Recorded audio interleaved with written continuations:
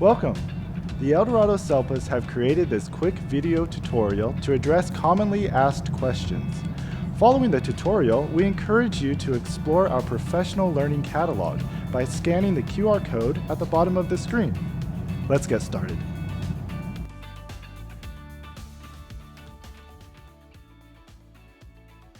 This list can be used to audit your SEIS users for your LEA to remove unused accounts. We recommend this be completed at least 3 times a year.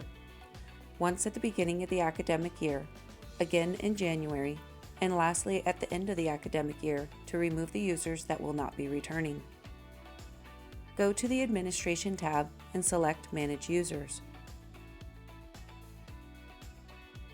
You can use the filter option on the right to change what type of user you are looking for and click Find. Click the Download button. This will create a Microsoft Excel CSV file.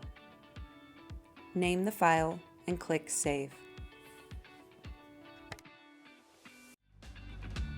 Thank you for learning with us. If you find this tutorial helpful, please like the video and subscribe to our channel. On behalf of the Eldorado SELPAs, thank you for everything you do to improve the outcomes of students with disabilities.